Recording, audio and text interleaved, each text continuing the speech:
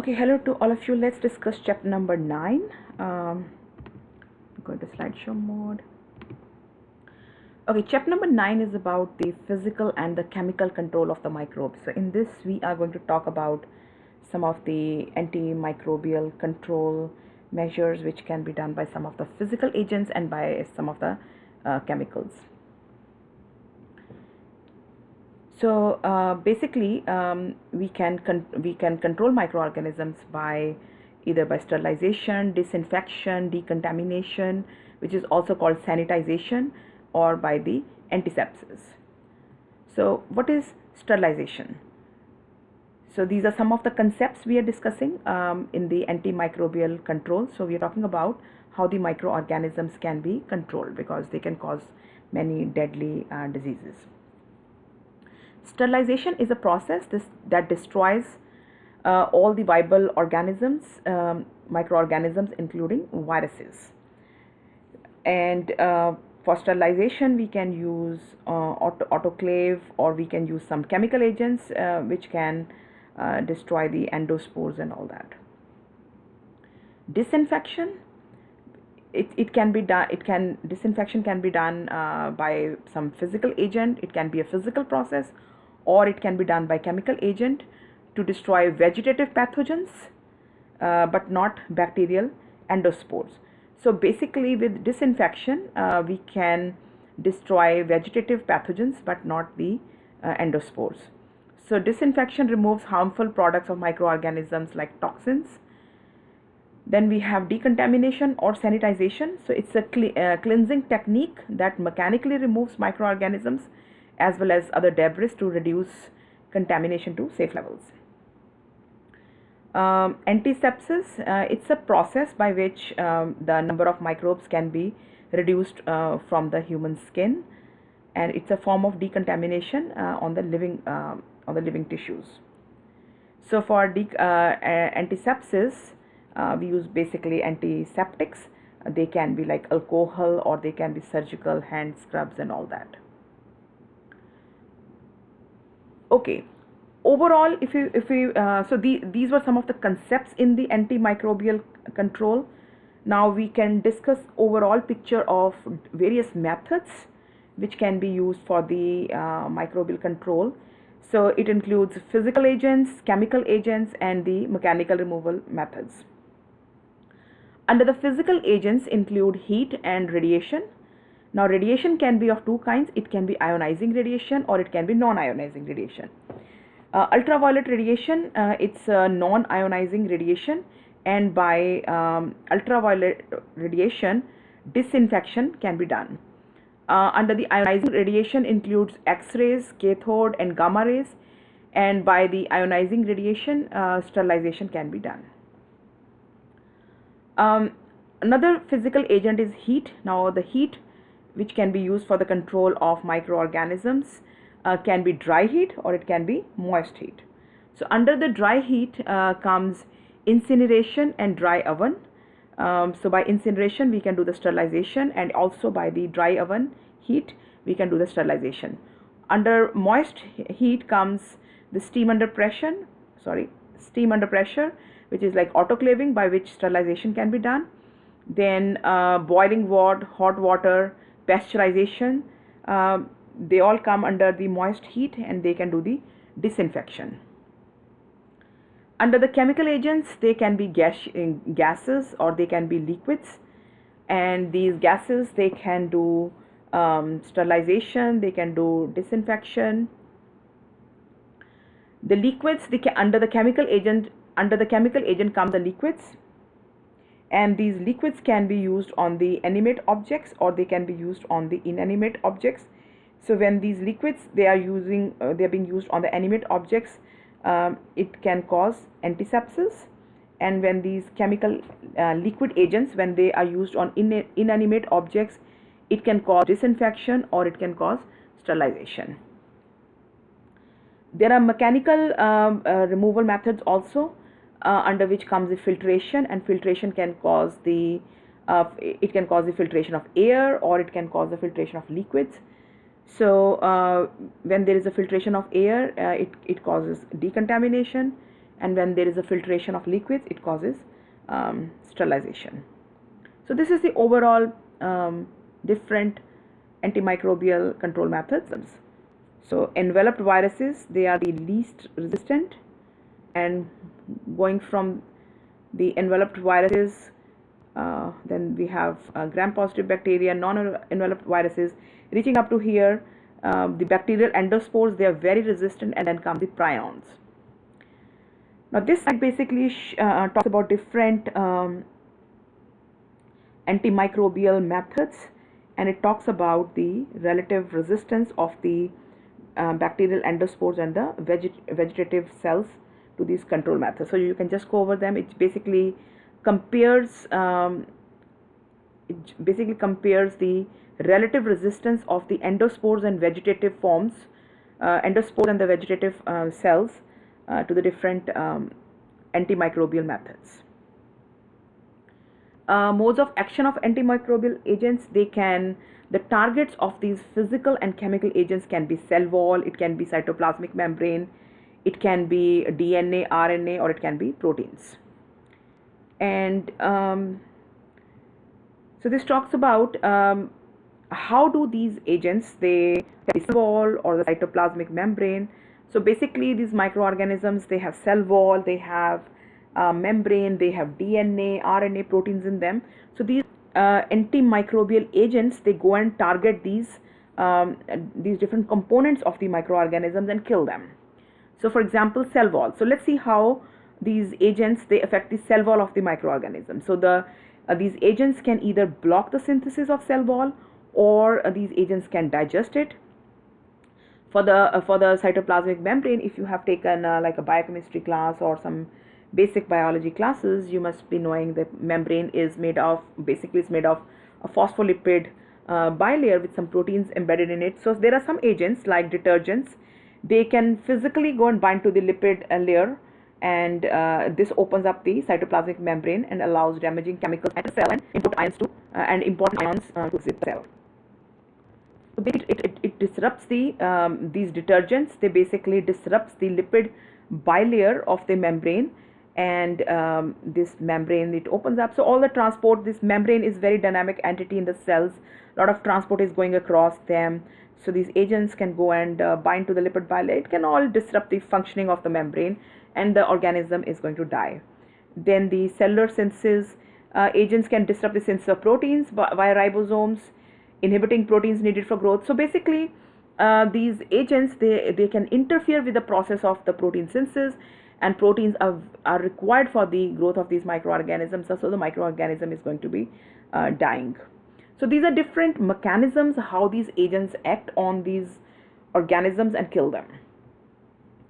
Proteins, so some of these agents, like here are the examples, you can go over them, like moist heat, alcohol, phenolics, they can basically go and denature some of the proteins in these organisms, and the organism will die.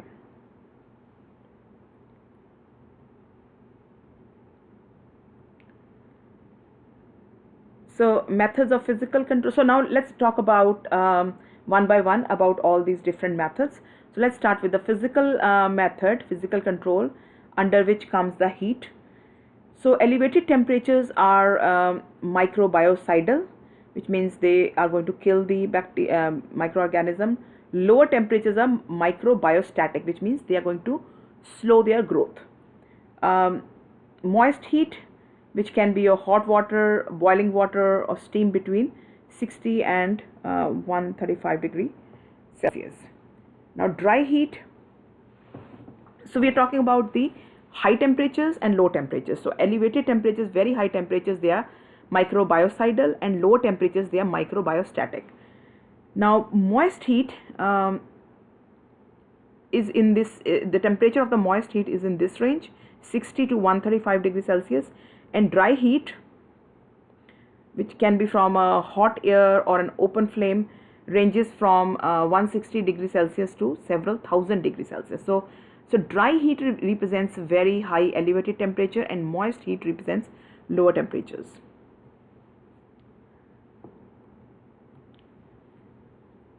So basically moist heat causes the coagulation and the denaturation of the proteins, and dry heat, it dehydrates a cell, which basically means it removes the water from the cell, and it also denatures the proteins. And at very high temperature oxidizes cells, burning them to ashes. So this is showing you how the proteins can be affected because of heat and chemicals, the action of heat and chemicals on the proteins. So proteins, if you know from your biochemistry classes or from your previous biology classes, proteins, they are biomolecules. They have a three-dimensional shape, they have a native conformation. So these proteins, they are folded in a specific way, and example here is given is, this is an example of an enzyme. So to the enzymes, the substrates come and bind to a specific place on the enzyme, which is called the active site. Like this is the enzyme, and you can see it has a specific shape, and this is a site where the substrates come and bind. This is called the active site. So when the protein is exposed to some heat or some chemical, different things can happen to the protein. First of all, it can get completely denatured. Like this, you can see it has all opened up, it has attained this shape, and in this shape it's not functional, or its shape can change. You can see now it has a different shape, and as a result of that, what is going to happen, the substrate is not going to go and bind to the protein. And third is maybe the substrate cannot go and bind to the active site, the active site gets blocked. So if suppose here is the active site, this is the active site, here some chemical agents, they come and sit, so the substrate cannot go and bind. So the overall story is because of these because of heat or the chemicals, these proteins, they lose their shape, or they have a different they lose their shape completely by denaturation, or they have a altered shape, or their active site can get blocked, and as a result of that, the substrate cannot go and bind to the active site. And as a result of that, what is going to happen is, and as a result of that, this enzyme will not work. And when the protein doesn't work, the microorganism is not going to be viable, it will die. And this slide basically shows the comparison of times and temperatures, for like this is basically a comparison of moist heat versus dry heat. It's basically showing you if the moist heat at 121 degrees Celsius is used, it can cause the sterilization 15 minutes. If it is at 125, then the time gets decreased, it's 10 minutes. And similarly for dry heat, if it is 121, the time for sterilization is 600 minutes. If the dry heat is at 140 degrees Celsius, then the time is 180. You can just go over them. This basically comparison of times and temperatures to achieve sterilization with moist and dry heat.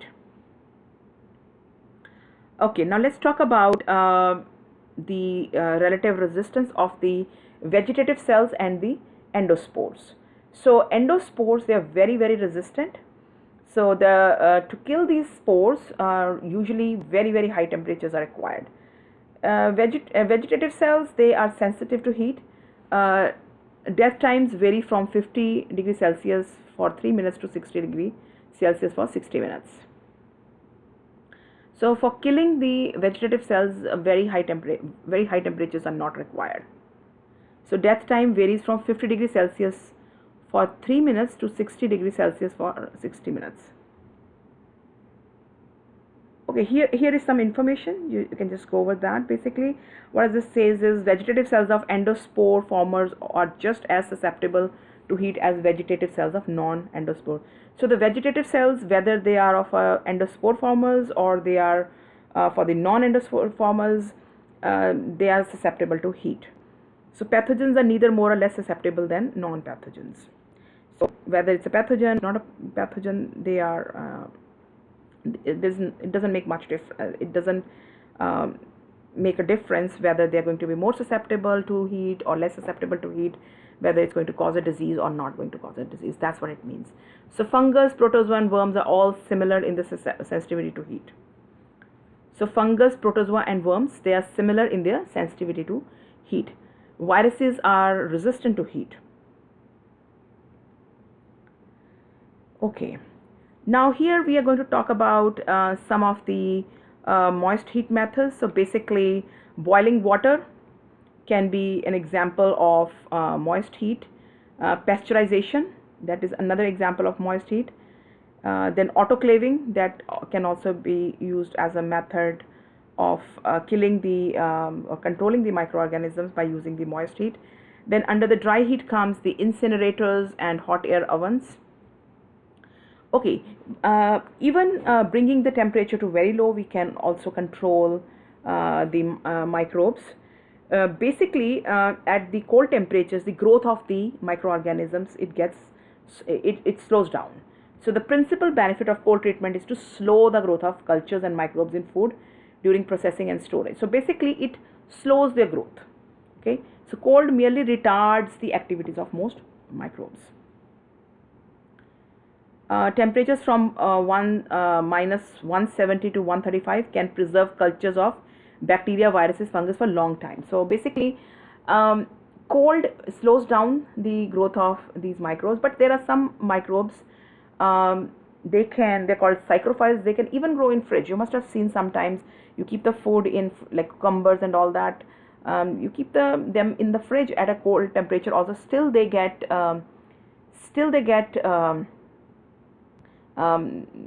bad because these microbes are growing. Because some of the microorganisms, they can grow even at low temperatures, but at a very very low temperatures like minus 70 to 135, these microbes don't grow. So basically, in the research labs, when we have to preserve things for a long time, we can preserve them at minus 80, minus 70.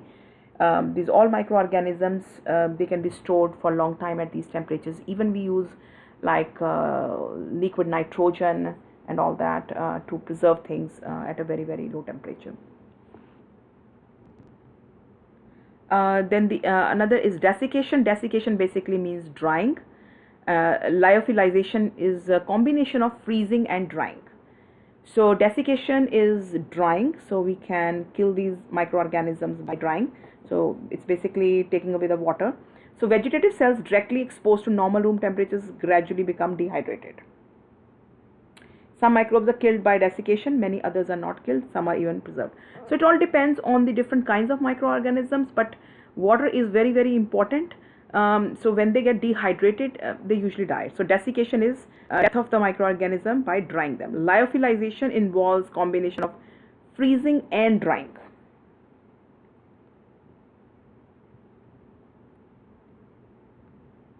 Radiation. This is another physical agent by which the microorganisms can be killed.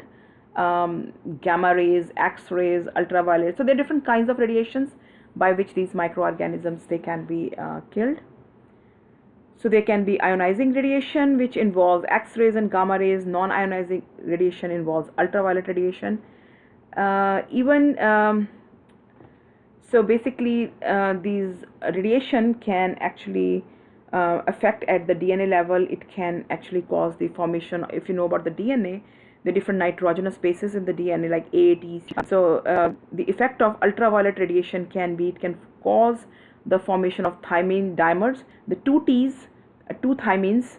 So this is the normal segment of DNA. This is after the exposure to ultraviolet radiation, you can see how the two thymines, they are forming dimers. Okay, so this is basically this is like a damage to the DNA. Okay, the last physical agent can be filtration. So this is also an effective method to remove microbes from air and the liquids. So filtration. Usually fluids, they can be strained through some filters, and these filters, they have some pores through which these the fluids can pass and the bacteria will not. So we use these filtration techniques a lot in the labs. We have to use some chemicals, some solution, some of them like some of the agents, we have to we don't want to expose them to some heat or some chemical, because that can affect the quality of those solutions or whatever we are using. So so then we usually pass them through the filters. Okay, some of the like chemotherapy drugs and all that, we don't want to expose them to the ultraviolet radiation or to the radiation or heat or chemicals. We can simply pass them through the filters. And how do these filters work? Because they have some pores in them, and through those pores the fluids can pass, but these microorganisms, they will not pass, they will stay on the filter, and this is the way we can get rid of these microorganisms. So the fluid is strained through the filter with openings large enough for the fluid to pass but too small for the microbes. Also used are thin membranes of cellulose acetate, polycarbonate, plastics whose pore size is carefully controlled. Yeah. So pore size can be controlled to permit true sterilization by trapping viruses or large proteins.